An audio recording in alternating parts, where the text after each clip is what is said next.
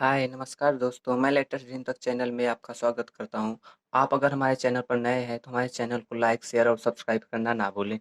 तो दोस्तों, आज हम देखने वाले हैं साधारण ब्याज के पार्ट 2। साधारण ब्याज के पार्ट 2 जैसा कि हमने साधारण ब्याज का पार्ट 1 एकदम बेसिक से बना रखा है। अगर आप नहीं देखें तो उसे आप वीडियो में जाकर के देख सकते हैं। तो इसका आज हम पार्ट 2 देखते हैं, गुना पर आधारित प्रश्न। गुना पर आधारित प्रश्न को चुटकियों में हल करें। क्या है कि T1/T2 बराबर N1-1/N2-1, जहाँ T1 और T2 पहला और दूसरा समय है, N1 और N2 पहला गुना और दूसरा गुना है। ये गुना वाला है। अब आगे देखते हैं, इसी प्रकार से प्रश्न नंबर 1 को हम लोग हल करते हैं। क्या है, कोई धनराशि साधारण ब्याज से 15 वर्ष में 3 गुनी हो जाती है, कितने समय में यह अपने से 5 गुनी हो जाएगी। देखिए, ये गुना वाला सवाल है। तो सबसे पहले हम इसका फार्मूला राइट कर लेते हैं। क्या होता है, T1/T2 बराबर N1-1/N2-1। T1 कितना है, पहला समय 15 वर्ष, और क्या है गुना, 3 गुना। तो 3 माइनस 1 करके रखेंगे 2। अब इसके बटे क्या है, कितने समय में, यहाँ समय नहीं दिया हो तो समय हम x मान लेते हैं, और 5 गुनी हो जाएगी, मतलब 5 में से 1 जाएगा 4। अब 2 एकम 2 दूनी। अब हम ये क्रॉस गुणा कर देंगे, x का 1 में करेंगे तो x हो जाएगा, और 15 का 2 में करेंगे 30, मतलब यह 30 वर्ष में हो जाएगा।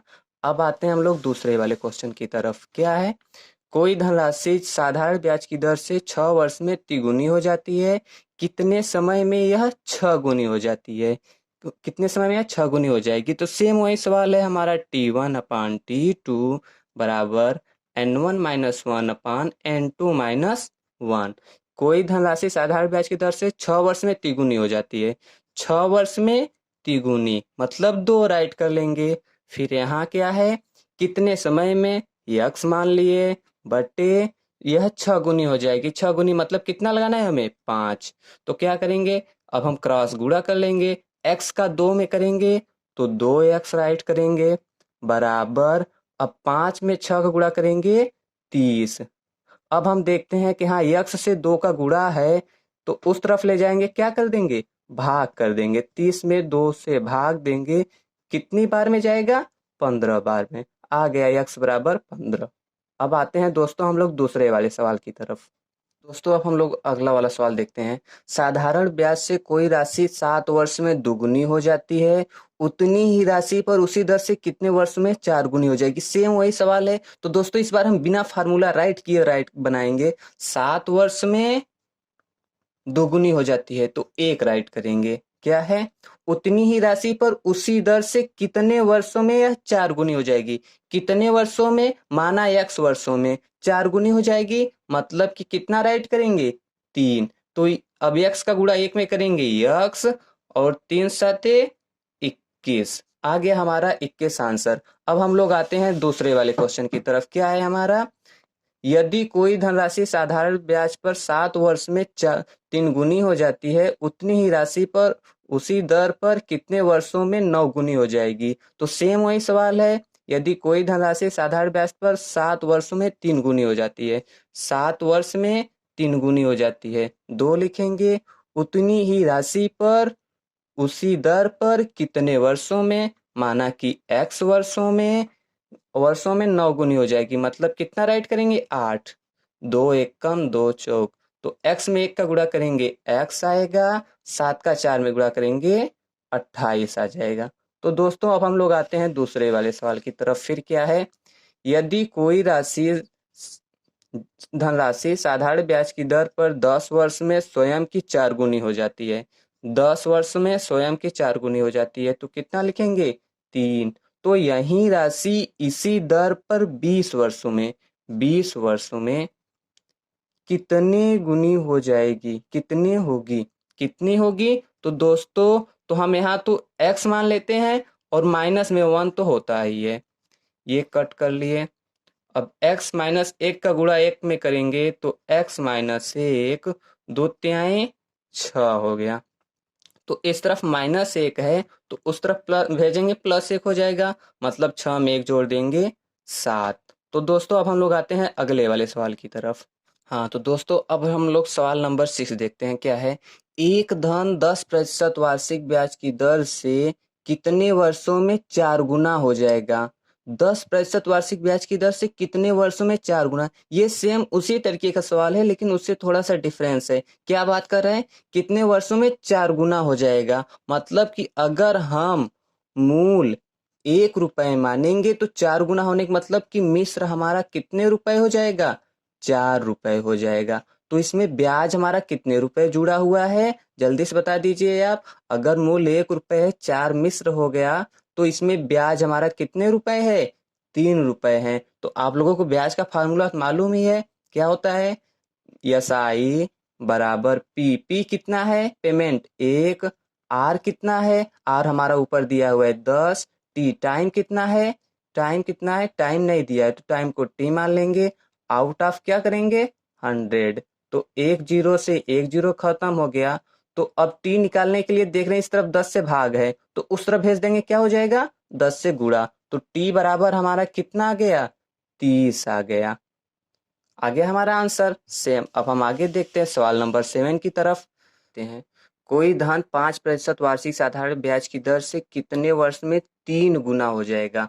कितने वर्ष में 3 गुना हो जाएगा। अगर हमारा मूल कितने रुपए हुआ होगा, 1, तो मिश्र हमारा कितने रुपए हो जाएगा, 3 रुपए। मिश्र हमारा कितने रुपए हो जाएगा, 3 रुपए। तो इसमें ब्याज हमारा कितने रुपए जुड़ा हुआ है, पहले से ही ब्याज हमारा 2 रुपए जुड़ा हुआ है। जैसा कि अब हम लोग आगे देखते हैं। ब्याज का फार्मूला आप लोगों को मालूम ही है, ब्याज बराबर मूलधन। पी कितना है हमारा, 1 रुपए। आर कितना है, 5 है। टी कितना है, टाइम नहीं दिया हुआ है, टाइम ही हमें निकालना है। तो बटे 100, 5 से कट करेंगे 20 आ गया। अब टी से 20 भाग है तो उस तरफ भेज देंगे, क्या हो जाएगा टी से 20 का गुणा। तो 20 दूनी 40, 40 हो गया। अब हम लोग आगे की तरफ चलते हैं, सवाल नंबर 8 की तरफ। कोई धनराशि साधारण ब्याज की दर पर 25 वर्ष में तिगुनी हो जाती है तो उसकी दर होगी। 25 वर्ष में तिगुनी हो जाती है। अगर हमारा मूल 1 रुपए हुआ होगा तो मिश्र हमारा कितना हो जाएगा, 3। 3 गुनी है तो 3। तो इसमें ब्याज हमारा कितने रुपए जुड़ा हुआ है, ब्याज हमारा 2 रुपए जुड़ा हुआ है। अब आप लोगों को ब्याज का फार्मूला तो मालूम ही है, S I equal to P. P 1 है। आर कितना है, आर नहीं मालूम है। टी मालूम है हमें, टाइम कितने वर्ष, 25 वर्ष। आउट ऑफ 100, 25 से 25 को कट कर दी, 100 को कट कर दिया 4 बार में। अब देख रहे हैं आर में 1 का गुणा करेंगे तो आर ही रहेगा। आर से 4 भाग है तो उस तरफ भेज देंगे, आर से क्या हो जाएगा, 4 गुणा। तो 4 दूनी 8 हो गया। तो दोस्तों अब हम लोग आते हैं अगले वाले सवाल की तरफ। हाँ तो दोस्तों सवाल नंबर 9 देखते हैं क्या है इसमें। कोई धनराशि 3 वर्ष में उसका साधारण ब्याज मूलधन का 3/5 हो जाता है। साधारण ब्याज मूलधन का 3/5 मतलब साधारण ब्याज 3 रुपए हो जाता है। तो यसाई हमारा कितना मालूम है, 3 रुपए। और पेमेंट मूलधन का बता रहे, पेमेंट हमारा कितना मालूम ही है पहले से, 5। तो अब हम लोग क्या करेंगे, फार्मूला लगा देंगे, S I equal to P R T upon 100। S I हमारा है 3, पी कितना है 5, आर कितना है, आर आर नहीं मालूम है। जबकि टी हमें मालूम है कितना, टाइम 3 वर्ष में। आउट ऑफ क्या करेंगे, 100, 5 से कट कर दिए 20 में। तो दोस्तों हम आप लोगों को पहले से ही बता रखे हैं, अगर बराबर में हो तो हम ऊपर का ऊपर से कट कर सकते हैं। तो आर से यहाँ 20 भाग है तो उस तरफ भेज देंगे, क्या हो जाएगा हमारा गुणा। तो 20 में 1 का गुणा करेंगे 20। तो दोस्तों अब हम लोग आते हैं सवाल नंबर 10 की तरफ। क्या है, कोई धनराशि साधारण ब्याज की वार्षिक दर पर 5 वर्ष में 1/4 हो जाती है तो ब्याज की वार्षिक दर, सेम वही सवाल है। हमारा एसआई कितना है, 1। और पेमेंट कितना है, मूल हमारा है 4। तो अब हम लोग एसआई बराबर पी आर टी अपन 100 लगा देंगे।